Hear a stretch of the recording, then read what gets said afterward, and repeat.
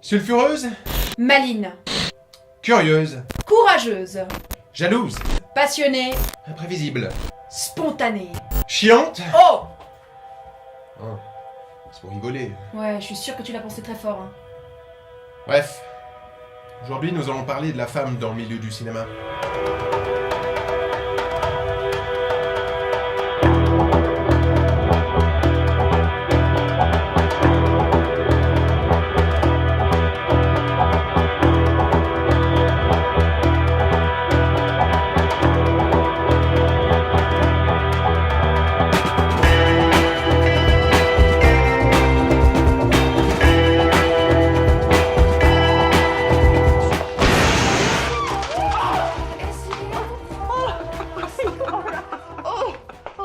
Malgré les apparences, les femmes ont toujours été au centre de l'industrie cinématographique. Et oui, depuis sa création, à la fin du 19e siècle et au début du 20e, les femmes ont largement contribué à l'orienter. La célébrité féminine a été un élément essentiel à la popularisation du cinéma, bien que la plupart des femmes étaient déjà plus célébrées pour leur apparence que pour leur prédisposition à exprimer leur talent. La popularité de certaines stars féminines leur offrait un statut, mais le genre de personnage se cantonnait régulièrement à des rôles stéréotypés sans grande profondeur. Je tente une vanne sur profondeur. Au cinéma, depuis les années 40, les femmes ont quasi toujours été malmenées et leur image cantonnée à celle d'un symbole sexuel, dans la plupart des pays du monde. Malgré les années, le sexisme est malheureusement encore aujourd'hui bien présent et bien installé dans le paysage. C'est moche. C'est moche.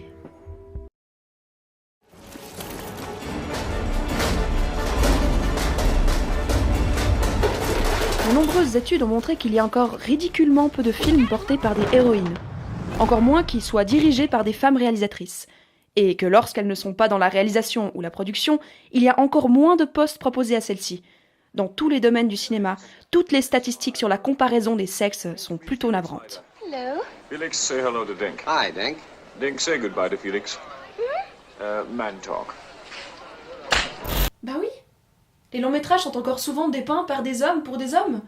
Que ce soit dans la réalisation, l'écriture du scénario, la production ou le montage, les femmes cinéastes sont encore largement sous-représentées et rarement mises en lumière. Une façon de démontrer bêtement que le cinéma ne se limite qu'à un divertissement pour biteux machistes. Wow, wow, wow. Reste poli. Il y a peut-être des enfants qui nous regardent. Beaucoup d'entre vous le savent. Le milieu du 7e art est souvent un univers égoïste, menteur, hypocrite et pervers. Chargé, déchargé. C'est une arme fiable, ferme, et qui a un coefficient de pénétration. Pourtant, bien des femmes ont participé et fait grandir de nombreux corps de métier au cinéma. Kathleen Kennedy, par exemple, productrice reconnue de Steven Spielberg. Elle a non seulement produit la plupart de ses films sur les 3 dernières décennies, mais elle a également collaboré avec d'autres grands réalisateurs comme Scorsese, Zemeckis ou Eastwood. 208 seconds. D'ailleurs, il y a aussi une longue tradition du montage féminin virtuose à Hollywood.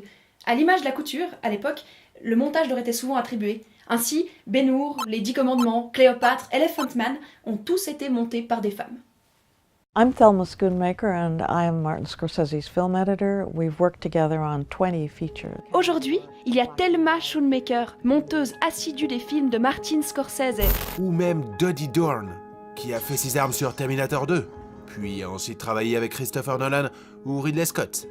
En France, il y a la plume de Daniel Thompson, à qui l'on doit les plus grands succès du cinéma français comme La Grande Vadrouille, Le Cerveau, Les Aventures de Rabbi Jacob ou La Boum.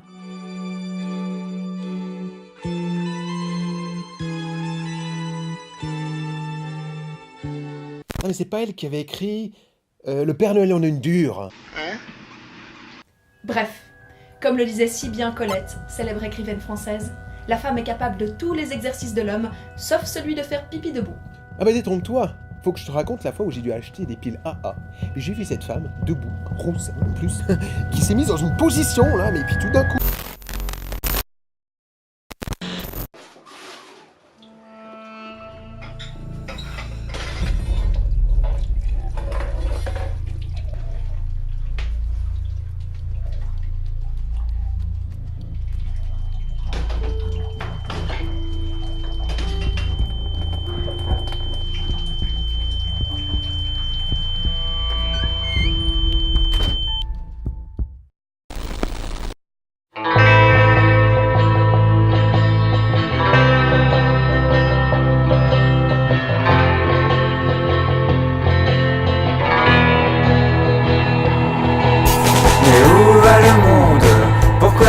je me demande si les filles et les garçons sont si cruels. Où sont mes vrais amis? Pourquoi je me méfie? Qu'a-t-on pu bien faire de tous ces sacrifices? Oui, personne n'est fidèle, mais pourtant la vie doit rester toujours belle.